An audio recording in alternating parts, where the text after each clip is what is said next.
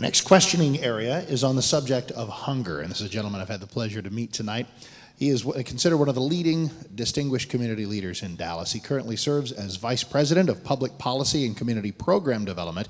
It used to be the Central Dallas Ministries, but it is now City Square. Join me in welcoming my new friend, the Reverend Gerald Britt. Thank you, sir. As mayor, you will preside over a region that is facing increasing poverty and hunger.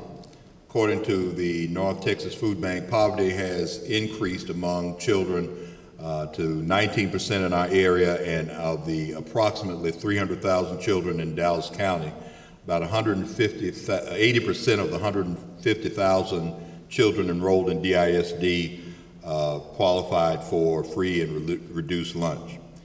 The programs that Congress is considering cutting back are programs that have allowed many low-income families and children to avoid hunger. These programs are especially important in Dallas, where poverty, food insecurity, and obesity rates are significantly above national averages. This summer, these 120,000 children who suffer food insecurity will not have the school system to provide breakfast or lunches. City Square has put, there are summer nutrition programs in our city, however, but only about 13% of these 120,000 children will receive these meals. With that in mind, how do you seek to integrate the roles of both, or integrate the capacity of both neighborhoods, business community, and the city to address the needs of dwindling resources when it comes to food insecurity in Dallas?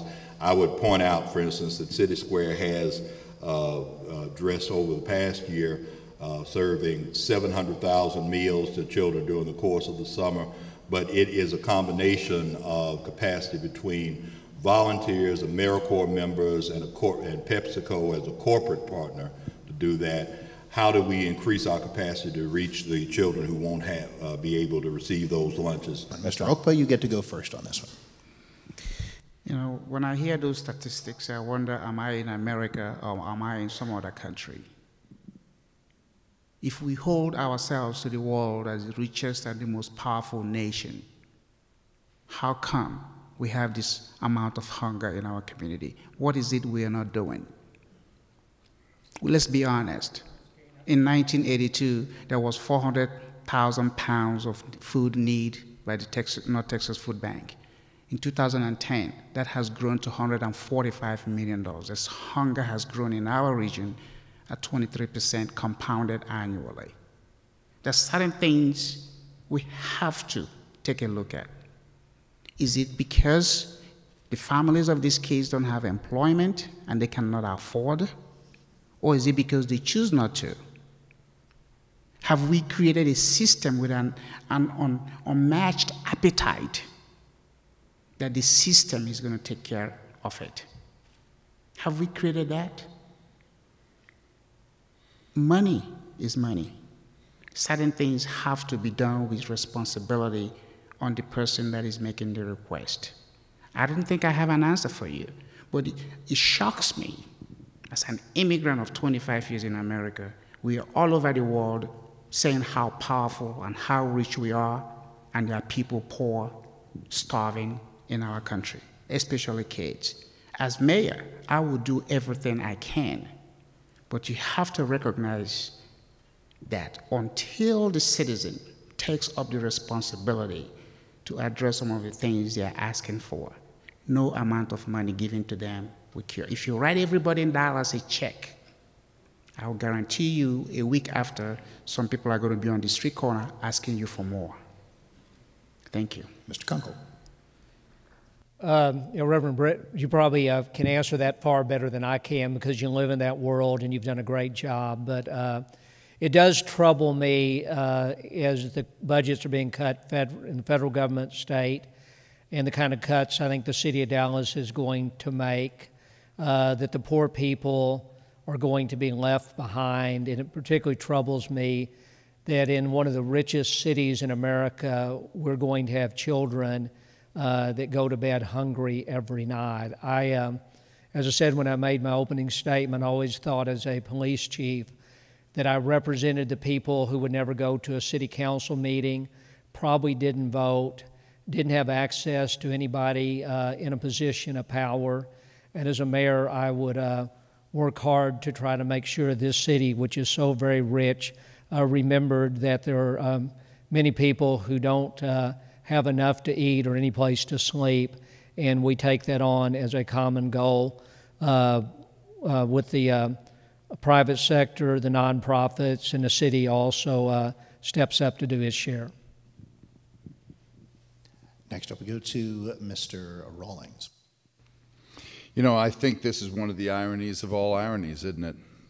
That when we have such a hunger issue, that we have such an obesity issue with our youth today. At the same time, such a rampant case of diabetes that's happening. So I think you've got to think about it in two ways. One is, what is the food stuff that these kids need? And second, what is the delivery system? There's no question that fresh produce is the thing that we are lacking in today's society and it's in today's city. We've got to create the appetite and the breadbasket, to use that pun, correctly in that fresh produce. You know, at the federal level, we're not very good at taking federal money, and I understand why, but you know, they've got a wonderful program for salad bars in school systems. Nobody at DISD has tapped into this. You could get that funded through corporate gifts and at that federal level and have wonderful produce sections in school systems. When we initiated the Mayor's Youth Fitness Initiative, when I was head of the park board, I went to produce companies and said, let's create in each rec center a farmer's market where you can get fresh fruit and vegetables all the time, because believe it or not, they're available. If they hit a certain date, we should be able to have those. And I think that we've got to be able to look at organizations like Hunger Busters, that we move them from dealing with homeless, and we said we don't need that. We don't need feeding on the street. What we need to do is feeding after school, and they've been able to grow and do that. And we need to strategically help the churches understand this is where we need you. And then second, we've got to have a better delivery system. And this is where, as mayor, whether we like it or not, the schools are the place. And we've got to be able to use our school systems, our neighborhoods, our churches as places that go beyond educating and worship to make sure they're a place that deliver the least of these, the food stuff that they need. Mr. Natinsky. You know, we've got a lot of well-established, good-serving organizations in the city, like the North Texas Food Bank, like many parts of the faith-based community and other volunteer organizations that have an established organization in place to deal with that. We need to bring more resources to the table, but what we really need to do is we need to be able to teach people to get back into the mainstream of society.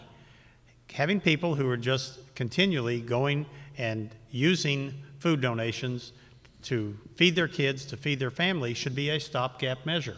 The goal at the end of the day is to get them back into society where they can be a productive part of society. And I think that's what we have to begin to focus on. If all we're going to do is build up more resources and not break that cycle, I don't think at the end of the day that we'll ever be able to get enough contributions, be they financial, be they food sources, or organizations that can step up and do that. So we need to be that short-term answer to help people get back on their feet. A lot of things that the city can do.